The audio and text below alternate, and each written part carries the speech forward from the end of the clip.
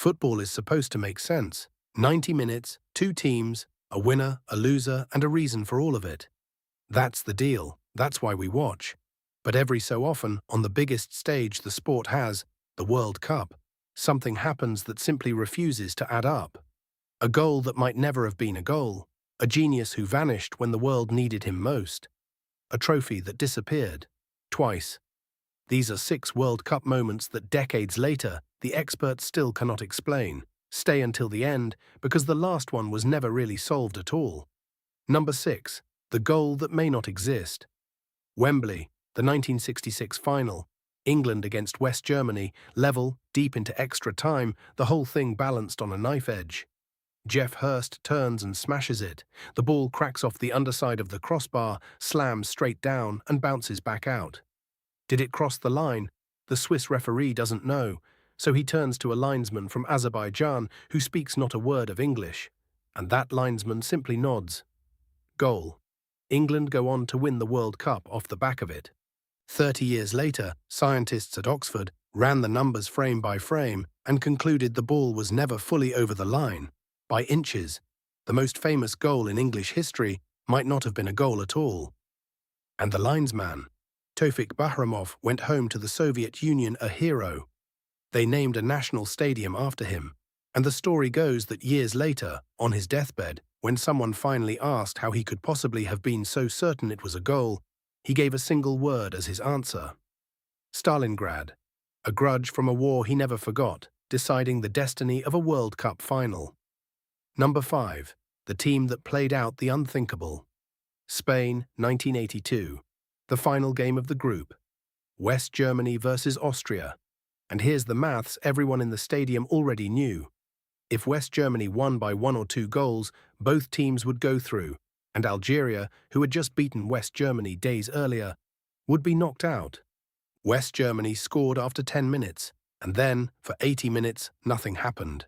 No tackles, no shots, no attempt to play football at all. 2 of the best teams on earth simply passed the ball sideways and ran the clock down, together in front of a furious crowd chanting for them to stop. It became known as the Disgrace of Gijón.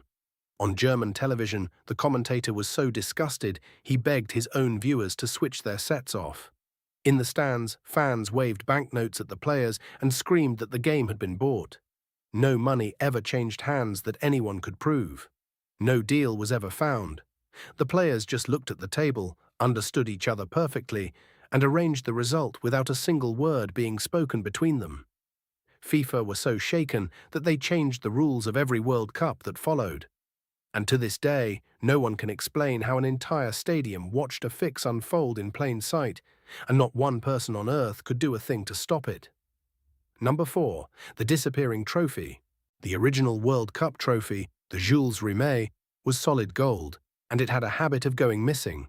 Months before the 1966 tournament, it was stolen from an exhibition in London. The country panicked, and then it was found, wrapped in newspaper under a hedge in South London, by a dog named Pickles, out on a walk, who became a national hero overnight.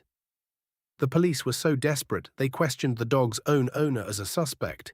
Before clearing him, Pickles got a medal, a year of free dog food, and a part in a film. And a year after that, chasing a cat across a field, his lead snagged on a branch, and the most famous dog in football was gone too. That should be the strange part. It isn't. Because 17 years later, in 1983, the same trophy was stolen again, this time in Rio de Janeiro. And this time, there was no dog, no newspaper, no hedge. It was never recovered. The most precious object in football is believed to have been melted down into anonymous gold and sold piece by piece.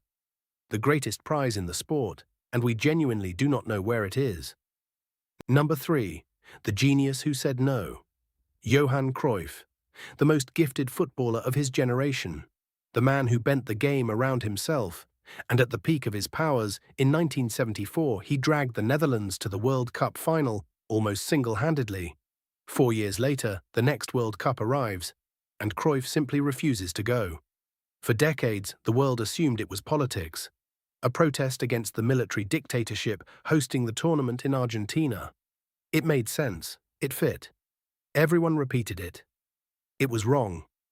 30 years later, Cruyff finally admitted the truth. Months before, armed men had broken into his home in Barcelona and held him at gunpoint, in front of his wife and children. After that, he could not bring himself to leave his family for a month to chase a trophy.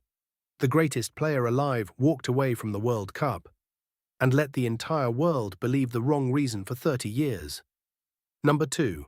The final that broke a nation's hero. Paris, 1998. The final.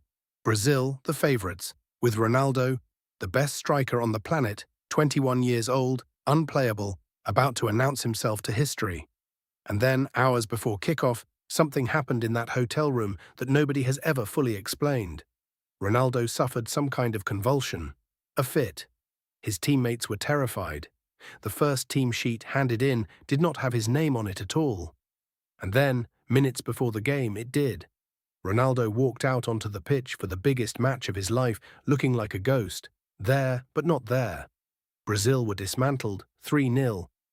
Some blamed stress, some blamed a bad reaction to a painkiller, and some pointed straight at the boot company paying Brazil a fortune, and asked whether a 21-year-old was pushed out in front of the world, barely conscious, because too much money was riding on his feet to leave him in that hotel room.